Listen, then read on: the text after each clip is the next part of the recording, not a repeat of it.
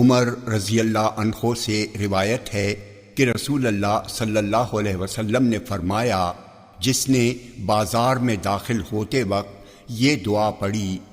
لا الہ الا اللہ وحدہ لا شریک لہ لہ الملک ولہ الحمد یحیی ویمیت وہو حی لا یموت بیدہ الخیر وہو علی کل شیء قدیر، نہیں کوئی معبود برحق ہے مگر اکیلا اللہ،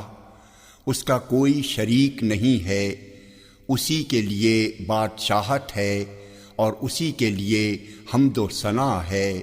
وہی زندہ کرتا ہے اور وہی مارتا ہے، وہ زندہ ہے کبھی مرے گا نہیں، اسی کے ہاتھ میں ساری بھلائیاں ہیں